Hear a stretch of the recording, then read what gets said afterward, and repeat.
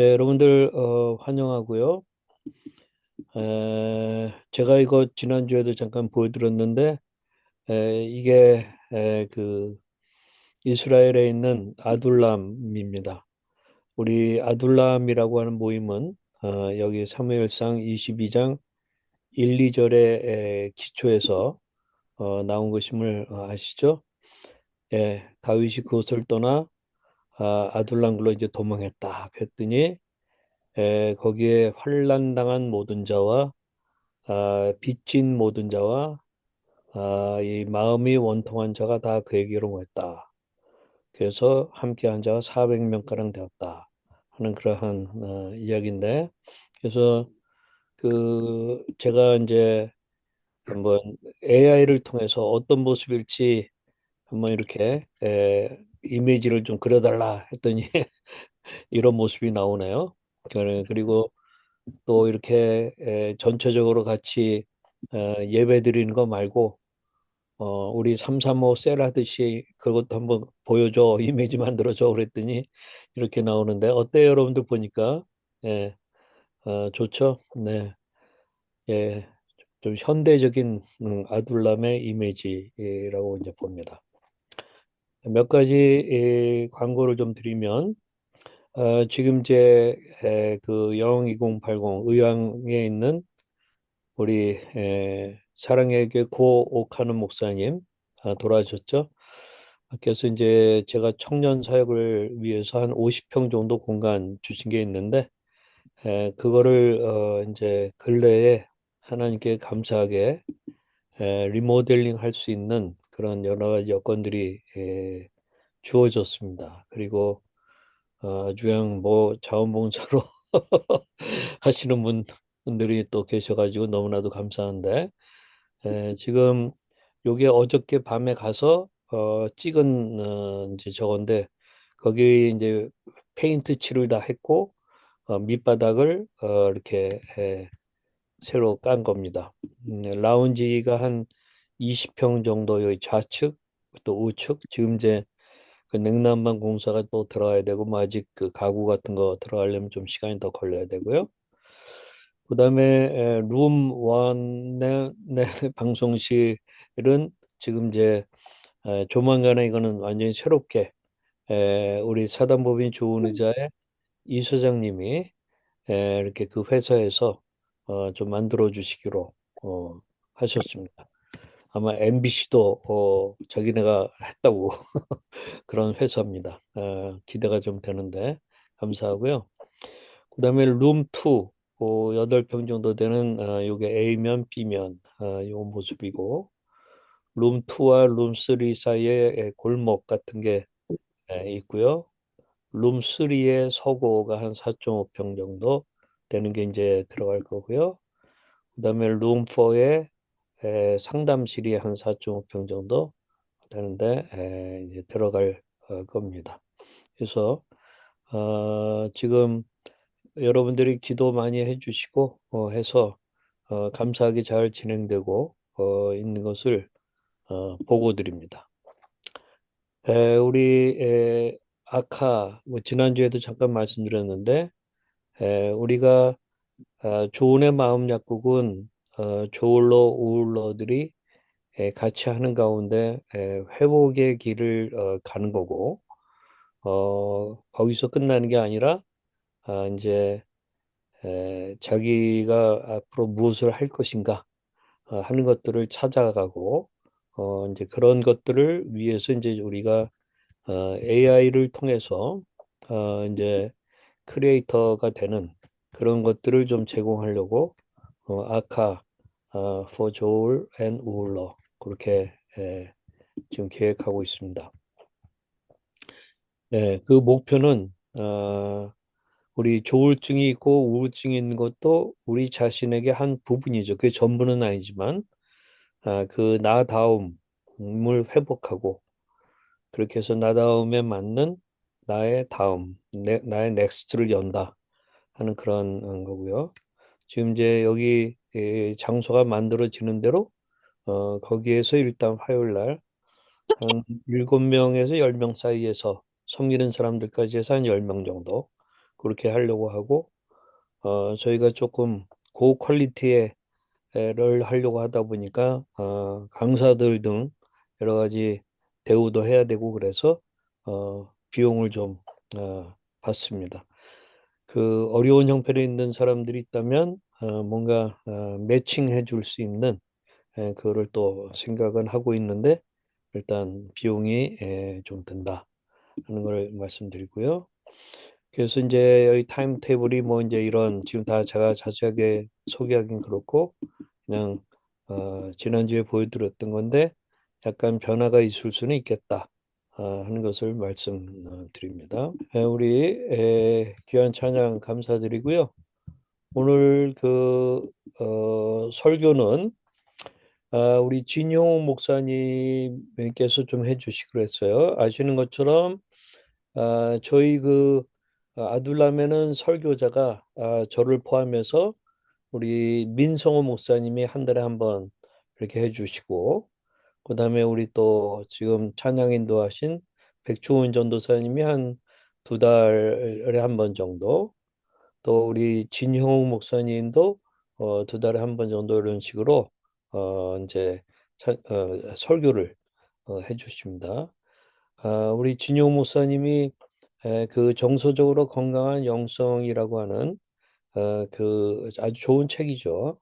그것을 가지고 한 챕터 한 챕터 설교형으로 바꿔가지고 이제 해주시는데 그동안 쭉 1, 2, 3, 4까지 하다가 우리 뭐 같이 기도 많이 했죠. 참 놀랐었는데 그 위암에 걸려가지고 그 이제 큰 수술을 했고 수술은 감사한 가운데 지금 잘 된 상태고 그래서 오늘 이제 몇 개월 만에 처음으로 설교를 이제 하기로 했어요. 그래서 정서적으로 건강한 영성 다섯 번째 하나님께 무너지는 것.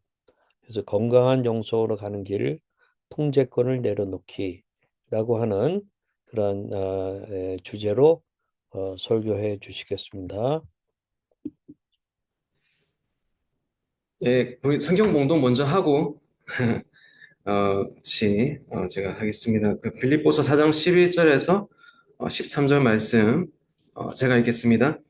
내가 공핍함으로 말하는 것이 아니니라. 어떠한 형편이든지 나는 자족하기를 배웠노니 나는 비천에 처할 줄도 알고 풍부에 처할 줄도 알아. 모든 일, 곧 배부름과 배고픔과 풍부와 궁핍에도 처할 줄 아는 일체의 비결을 배웠노라. 내게 능력 주시는 자 안에서 내가 모든 것을 할 수 있느니라. 아멘. 여러분, 반갑습니다. 잠깐만, 넘어갔네. 제가 이 수술하고 거의 못 뵀었는데, 이제 주일날 제가 새벽 6시 반에 나오고 있는 교회에서, 집에서. 제가 지금 약간 몸 컨디션이 좀 안 좋아서 이렇게 언어가 내가 약간 좀 느리게 버퍼링이 좀. 아무튼 6시 반에 나와서 이렇게 오후 3시까지 이제 교회 일을 하다 보면 굉장히 좀 피곤합니다. 그래서 목회 사역 중에 앞에 서서 하는 일들이 이제 시간 대비 에너지가 굉장히 많이 드는 일이라서 또 이제 어떻게 하다 보니 아돌람이 거의 오지 못했는데 아무튼 너무 반갑습니다. 아무튼 정서적으로 건강한 영성 다섯 번째 설교로 이제 하나님께 무너지는 것이라는 제목으로 말씀을 살펴보겠습니다. 정서적으로 건강한 영성 책에서 건강한 영성에 이르는 게 이제 세 번째로 말하는 것이 당신의 통제권을 내려놓으라는 것입니다. 그래서 저는 이 부분을 보면서 통제권을 내려놓는 것이 실제로 사실 가능할까라고 좀 고민을 하다가 어떤 찬양을 좀 이렇게 접하면서 내게로 무너지라라는 찬양을 접하면서 오히려 우리 어떤 순간에 하나님께 무너진다는 것이 통제권을 내려놓는 것과 거의 비슷한 개념일 수 있겠다. 왜냐하면 통제권을 솔직한 말로 다 죄성이 있으니까 내려놓고 싶지 않잖아요. 그러니까 붙들고 있다가 어느 순간 이제 이렇게 무너지게 되는 순간이 있는 것 같은데 그때 다른 곳이 아니라 하나님 앞에서 무너질 때 재창조가 가능하지 않나. 저는 그렇게 좀 생각을 해서 하나님께 무너지라라는 제목으로 이렇게 제목을 잡아봤습니다. 우리의 인생에는 능동태와 수동태가 같이 있습니다. 그러니까 뭔가를 할 수 있는 동시에 뭔가를 의존해서 살아가는 것이 인간입니다. 사람이 태어나서 혼자 할 수 있는 게 거의 없죠. 다른 동물들은 뭐 태어나자마자 막 걷는다든가 먹이를 찾아 나선다든가 하는데 유독 사람만은 누군가 돌보아 주지 않으면 생존 자체가 불가능합니다. 전적으로 의존적인 상태에서 태어나서 자라다 보면 이제 혼자 모든 것을 할 수 있을 거라고 생각하는 시기도 있고요. 하지만 나이가 들고 또 누군가를 의지해야 살아갈 수 있는 시절이 오기도 합니다. 제가 이제 새벽기도 차량 운행을 하는데 재밌는 이야기를 많이 듣습니다. 남편이 이제 집에서 자라면 나이가 들어도 버릴 수가 없다라는 권사님이 계시더라고요. 그래서 어떤 남자분은 집에서 나 말고 버릴 게 뭐가 있어라고 오히려 이제 이렇게 역설적으로 질문하면 그 아내분이 굉장히 좋아하신다고 합니다. 죽기까지 낮아지신 예수님이 생각나게 합니다. 사람은 이제 태어나자마자 전적으로 의존적이고 또 의존성과 주도성의 균형을 가지고 살아갑니다. 하지만 어떤 문제가 닥쳤을 때 그 문제가 너무 복잡해서 도저히 해결이 안 될 때는 하나님께 의존을 하면서 그 시간을 능동태가 아닌 수동태로 끌려가듯이 지나갈 수 있어야 됩니다. 그 문제를 혹시 어떤 능동태로 뭐 주도성을 가지고 해결하다 보면 문제가 더 커지거나 더 덧나게 되어서 걷잡을 수 없게 되는 경우도 있습니다. 우리의 통제권을 내려놓으라는 것은 아무것도 하지 말라는 이야기가 아니라 주도성과 의존성의 균형을 맞추라는 것입니다. 어떻게 할 수 없는 문제에 있어서는 하나님께 완전히 맡기고 그 시간을 끌려가듯이 지나갈 수 있어야 된다는 것입니다. 하지만 그게 참 생각처럼 쉽지 않은 것은 어떤 문제에는 사회적인 생존이 달려 있기 때문입니다. 이 문제가 아니면 내가 망가지는 것 같고, 그 생존 본능으로 문제를 놓지 못하는 것이죠. 도저히 해결이 안 되면 죽을 것 같은 느낌을 받을 수 있습니다. 그래서 어떤 시간에는 그것을 막 나이스하게 하나님께 넘겨드린 게 아니라 아예 그냥 하나님께 무너져 버려야 될 때가 있습니다.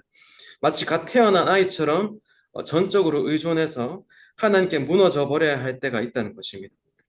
정서적으로 건강한 영성 그 책에서는 그러한 상태를 인정하고 받아들일 수 있어야 한다고 말합니다. 우리의 마음이 무너지려 할 때의 상태를 표현한 문장들이 이제 책에 있는 것인데 제가 한번 읽어보겠습니다. 도무지 갈피를 잡지 못하겠습니다. 하나님 지금 하고 계신 일을 잘 모르겠습니다. 상처를 받았습니다. 화가 납니다. 도저히 이해하기 힘듭니다. 지금 정말 많이 슬픕니다. 하나님, 왜 저를 버리시는 겁니까? 이런 시간이 다가올 때 우리는 하나님 앞에 엎드려서 이제 무너지는 법을 연습을 해야 됩니다. 하나님 앞에서 무너질 때 토기장이신 하나님은 질그릇 같은 우리를 새롭게 빚으십니다. 성장하게 하시는 거죠. 성장의 증거가 무엇입니까? 저는 그것이 수용성이라고 봅니다. 수용성이란 것은 가장 크게는 신자의 어떤 죽음을 넘어서는 부활의 소망을 가지고 죽음마저도 수용할 수 있는 것이고, 우리처럼 이제 조울러나 여러 가지 보이지 않지만 정말 힘든 그 어려움을 겪는, 저는 위암을 겪으면서 저는 굉장히 많은 이렇게 고통을 당했다 해야 되나 그건 잘 모르겠는데, 저는 사실 80년대생이라서 90년대에는 거의 암에 걸렸다면 거의 사망을 했거든요. 제 주위의 분들은. 왜냐면 그때는 어 제가 뇌 버퍼링해서 정기 검진이라는 것이 많이 없었으니까 거의 발견되는 시점 자체가 거의 말기였던 거예요. 그러니까 의료 기술도 그랬고. 그래서 저는 죽음을 지나면서 그러니까 제가 정신적인 어려움과 좀 비교를 해보면 저는 정신적인 어려움이 더 힘든 것 같아요. 그러니까 암이라는 것도 힘든 거 맞는데 저한테는 좀 정신적인 게 더 힘든 것 같습니다. 그런 것들을 오히려 수용할 수 있는 것들이 굉장히 그런 시간을 지나가면서 그런 의존하는 능력을 키워서 하나님의 수용으로 우리의 어떤 것들을 받아들이는 게 굉장히 능력이지 않나 그렇게 생각을 합니다. 오늘 본문에서 바울은 그러한 어떤 어려운 시간을 충분히 보낸 뒤에 자족하기를 배웠다고 말합니다. 본문 11절, 12절을 제가 한번 읽겠습니다. 내가 궁핍함으로 말하는 것이 아니니라 어떠한 형편에든지 나는 자족하기를 배웠노니 나는 비천에 처할 줄도 알고 풍부에 처할 줄도 알아 모든 일 곧 배부름과 배고픔과 풍부와 궁핍에도 처할 줄 아는 일체의 비결을 배웠노라. 예. 바울은 어떠한 형편에든지 자족하기를 배웠다고 말합니다. 바울은 태어나면서부터 떻게 보면 다이아 그 사회의 다이아 수저 같은 사람이었죠. 금수저, 흑수저도 있는데 이렇게 뭐 굉장히 뭐 다이아 수저 같은 그런 사람이었습니다. 태어나면서부터 신분 자체가 로마인이고 불체포 특권이 있습니다. 경찰도 함부로 못합니다. 당시에 뭐 굉장히 유명한 학교를 졸업했고 대단한 사람이었습니다. 동시에 이제 고생도 굉장히 많이 했는데 고린도후서 11장 23절에서 27절을 보면 알 수 있습니다. 제가 한번 읽겠습니다. 그들이 그리스도의 일꾼이냐 정신없는 말을 하거니와 나는 더욱 그러하도다. 내가 수고를 넘치도록 하고 옥에 갇히기도 하고 더 많이 하고 내도 수없이 많고 여러 번 죽을 뻔하였으니 유대인들에게 40에서 하나 감한매를 5번 맞았으며 3번 태장으로 맞고 1번 돌로 맞고 3번 파선하고 일주일야를 깊은 바다에서 지냈으며 여러 번 여행하면서 강의 위험과 강도의 위험과 동족의 위험과 이방인의 위험과 시내의 위험과 광야의 위험과 바다의 위험과 거짓 형제 중의 위험을 당하고 또 수고하고 애쓰며 여러 번 자지 못하고 줄이고 목마르고 여러 번 굶고 춥고 헐벗었노라. 이제 어떤 제가 아는 목사님은 바울에게 있어서 최고의 은사는 이제 맷집이라고 말을 하더라고요. 거의 막 영화에 나오는 어벤져스 수준입니다. 아무리 맞아도 다시 일어나는 굉장한 사람입니다. 이런 시간을 지난 뒤에 바울은 자족하기를 배웠다고 말합니다. 바울의 영적 성장이 말해주는 것이 무엇입니까? 어떤 상황이 와도 괜찮다는 것입니다. 일이 잘 돼도 괜찮고 안 돼도 괜찮다. 내가 달려갈 길과 주의 예수께 받은 사명, 곧 하나님의 은혜의 복음을 증언하는 일을 마치려 하면은 생명조차 귀한 것으로 여기지 않는다. 내가 가야 될 길이 분명할 때, 내가 가야 될 방향성이 분명할 때 어떤 상황에도 흔들리지 않고 꿋꿋이 걸어간다는 것입니다. 영적인 성장은 배워가는 것입니다. 삶의 높고 낮음을 지나가면서 죽음의 위기도 경험해보고 또 그럼에도 불구하고 주시는 은혜를 경험하고 나면 이제 위험을 지나가는 법을 배우게 되는 거죠. 이제 내게로 무너지라라는 찬양이 있는데 제가 이제 후렴만 한번 읽어보겠습니다. 너는 내게로 무너지라 나의 임재 안에서 너는 편히 울라. 나의 위로는 깊고 깊어서 너의 마음 어디든지 닿지 않을 곳이 없노라. 기가 막힐 웅덩이라도 그 어떤 골짜기를 내가 지나간대도 나의 손 닿지 않을 곳 없어 내가 어디 있든지 끝내 찾아내리라 너를 이런 찬양입니다. 제가 이제 마지막에 부르려고 했는데 조금 컨디션이 조금 계시겠어 부르지 않고 기도로 마무리할 텐데 바울이 죽음의 위기를 지나갈 때 안 무서웠을까요? 사람이라면 다 무섭습니다. 죽음 뒤에 하나님이 인도하신다는 사실을 모르는 건 아니지만 그 시간이 지나가는 것은 누구에게나 쉽지 않습니다. 16세기에 스페인에서 태어났던 십자가 요한이라는 사람이 있습니다. 그 사람이 쓴 책 이름이 이제 영혼의 어두운 밤입니다. 이제 부패한 수도원을 개혁하려고 하다가 이제 빛도 들어오지 않는 감옥에 갇힌 경험을 가지고 쓴 책입니다. 그 책에서 이렇게 말합니다. 옆에 화면에 있는데 때로 하나님은 우리 영혼 안에 있는 모든 것을 소진시키시고 비우시며 아무것도 남아있지 않도록 다 없애버리신다. 불꽃이 금속의 찌기와 불순물을 태우듯이 말이다. 그리고 전 삶을 통해 축적된 모든 애착들과 나쁜 습관들을 제거하신다. 그렇게 말합니다. 때로는 어, 그런 시기를 통해서 전 삶을 통해 축적된 모든 애착들과 나쁜 습관들을 제거하신다라고 말하는데 생각나는 것이 산동수용소라는 책에서 이제 일제시대 때 중국에 있는 외국인들이 다 그 수용소로 모이는데 그중에 이제 마약 중독자들이 있었거든요. 그 사람들이 마약을 할 수가 없으니까 거기서 규칙적으로 생활하다 보니까 오히려 건강해지더라는 거죠. 뭐 그런 비슷한 그것이 아닌가 생각하게 됩니다. 삶의 어떤 계기를 통해서 영혼의 어두운 밤을 지나면서 하나님께 무너지고 다시 빚으시고를 반복하다가 영적 성장에 오게 되면 그 결과는 무엇입니까? 첫째로 깊은 수준에서 깨어지는 것입니다. 자신의 죄인됨을 더욱 깊게 이제 자각하는 것이죠. 2차 세계대전 때 홀로코스트에 갇혔던 유대인들이 자신을 가두고 폭행했던 독일 군인이 재판받는 자리에서 그 사람을 사형으로 죽여야 한다고 외치는 자기 자신을 보면서 어, 누군가를 죽이려 하는 자신과 또 자신을 죽이려 했던 군인이 어, 어떤 차이가 있는가에 대한 어떤 글을 썼던 것이 기억이 납니다. 나이가 들고 인간을 이해하는 폭이 넓어지면 인간의 본성에 대해서 깊게 이제 자각하게 됩니다. 그래서 하는 말이 아마 그놈이 그놈이다라는 말이 유머가 아니라 진짜 그런 것 같습니다. 조금 더 나아가서 하나님 앞에서 모든 인간이 죄인이라는 것을 더욱 깊게 깨닫게 되는 것이죠. 그렇게 되면 어떤 사람을 보더라도 그 사람을 이제 판단하고 뭐 가부를 따지기보다 잠잠히 그 일을 통해서 자신을 돌아보게 되는 것이죠. 둘째로는 하나님의 신묘막측한 섭리를 이제 받아들이게 됩니다. 전쟁과 같은 시간을 지나가다 보면 불확실한 그 모든 시간을 통해서 결국에는 하나님의 뜻이 이루어진다는 것을 보게 되는 것이죠. 그리고 그 과정은 우리가 이해하기는 너무 어렵고 이해 안 가는 것 투성이지만 그 끝에는 하나님의 선하신 인도하심이 있고 또 그것이 이전에 생각지 못했던 기도의 응답으로 다가올 수도 있다는 것을 받아들이는 것입니다. 셋째로는 인내함으로 하나님을 기다리게 된다는 것입니다. 믿음의 사람들은 인내하고 기다리는 법을 배우는 사람들입니다.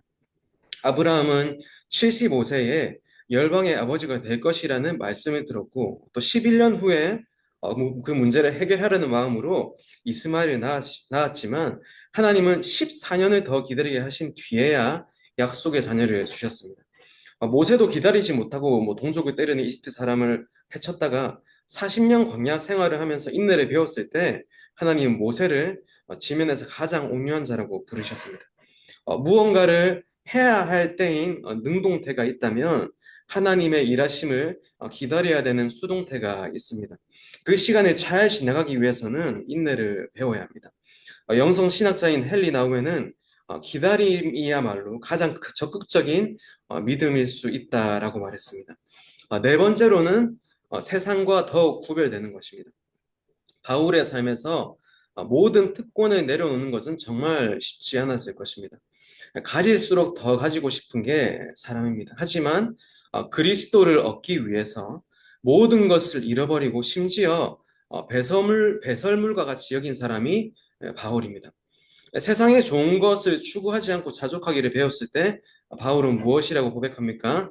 이건 함께 한번 읽겠습니다. 심사는 시작. 내게 능력 주시는 자 안에서 내가 모든 것을 할 수 있느니라. 내게 능력 주시는 자 안에서 내가 모든 것을 할 수 있다고 말합니다.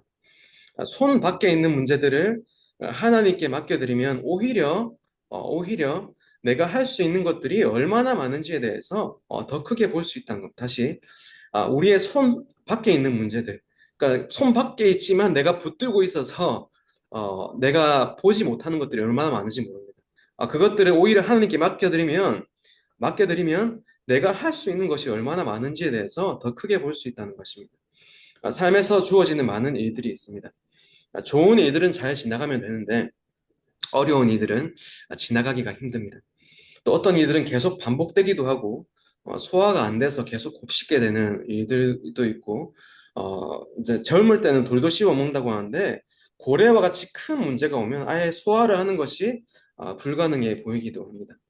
건강한 정서는 삶의 문제들을 잘 소화할 수 있는 수용성을 가질 때 가능합니다.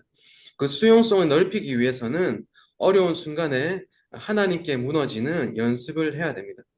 자신의 한계를 넘어서 하나님이 빚으시는 모습으로 불확실성을 한 걸음씩 걸어가는 것입니다. 그럴 때 깊은 수준에서 깨어질 수 있습니다. 제가 이제 이건 이제 뭐 온라인에 안 올라간다는 그 생각을 하고 이제 뭐 저는 이제 오랫동안 이제 흡연을 끊지 못했었어요. 그러니까 심지어 목회자가 된 뒤에도. 그래서 굉장히 이제 뭐 바닷가에서 사역할 때는 항상 그 바닷가에 가서 이제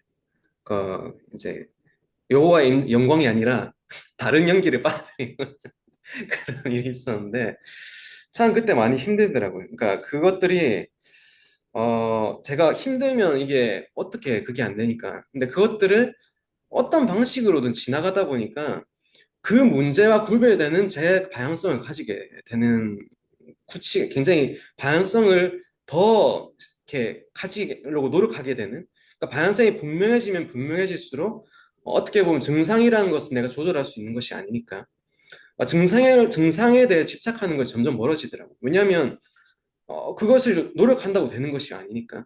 그렇게 살아가다 보니까 점점 어떤 그 문제가 멀어지게 되고, 어떻게 보니까 이제 흡연을 안 하게 되고, 그러니까 그런 시기가 있었습니다. 그러니까 그게 제가 흡연이랑 그거에 대해서 집착하고 뭔가 어떤 증상에 대해서 집착했다면 모르겠습니다. 지금 어떻게 됐을지. 그것도 필요할 수도 있겠지만, 어느 정도는 필요하지만, 그럼에도 불구하고, 우리가 어떻게 지나가고, 어떻게 왜 살아야 되는지에 대해서 점점 확실히 노력하다 보면, 오히려 그 문제와 조금 분리되는 그런 현상이 일어날 수 있다는 거죠. 그래서 그렇게 살아가다 보면 문제와 조금 구별돼서 문제가 오더라도 자족할 수 있다는 거예요. 와도 내가 다시 와도 나는 약 먹어 외국에서 지나가도 되고 그 문제가 와도 하나님은 여전히 나와 함께 계시고 난 이미 지나간 법을 이미 많이 지나갔어. 이런 생각을 하다 보면 불안이 조금 없진 않지만 많이 줄어들고 약간 초연해지는, 약간 그냥 무의식적으로 살게 되는 그런 부분이 좀 있는 것 같습니다. 우리에게 만약에 자녀가 있다면 우리 아이가 외적으로 내적으로 성장하기를 원할 것이고 하나님도 마찬가지인 것 같습니다. 파도와 같이 밀려오는 삶의 문제들에 있어서 그 문제를 대하는 태도와 수용하는 방법에 있어서는 날마다 자라나서 그 자라나는 것이 뭐 자라서 위로 자라나서 열매를 맺는 것도 있겠지만 어려운 시기에는 뿌리를 내려서 아래로 자라나서 단단해지고 어떤 풍파가 와도 완전히 꺾이지 않는 그래서 건강한 정서를 가지고 서로를 용납하고 또 한 공동체로 나아가는 저와 여러분 되시기를 바랍니다. 오늘 제가 기도하고 마무리하겠습니다. 하나님, 우리와 함께 계셔서 감사드립니다. 하나님을 떠난 세상에서 수고하고 무거운 짐을 지고 살아가다가 하나님 앞에 엎드립니다. 하나님 앞에서 무너질 때 우리를 새롭게 빚어주시고 예수님의 희생으로 만들어진 은혜의 가죽옷을 날마다 입혀 주시옵소서. 무너짐이 무너짐으로 끝나는 것이 아니라 성장의 계기가 되게 해 주시고 깊어진 존재의 이해로 나아가서 하나님의 신묘막측한 섭리를 받아들이고 인내를 배우고 세상과 구별되게 해 주시옵소서. 예수님 이름으로 기도합나이다. 아멘. 그래서 우리 이 시간에 같이 기도했으면 좋겠습니다. 아까 주신 그 말씀 가운데 너는 내게로 무너지라. 나의 임재 안에서 너는 편히 울라. 나의 위로는 깊고 깊어서 너의 마음 어디든지 닿지 않을 곳이 없노라. 기가 막힐 웅덩이라도 그 어떤 골짜기를 네가 지나간데도 나의 손 닿지 않을 곳이 없어. 네가 어디 있든지 끝내 찾아내리라. 너무나도 귀한 말씀인 것 같아요. 우리 이 시간에 같이 우리 한번 기도하는 시간을 갖도록 하겠습니다. 지금 음소거가 다 돼 있는 상태니까 뭐 소리 지르며 기도하셔도 좋고요. 또는 침묵으로 기도해도 좋고요. 해서 기도하는 시간을 한 2, 3분 정도 갖도록 그렇게 하겠습니다. 개인적인 기도 시간입니다. 기도하겠습니다.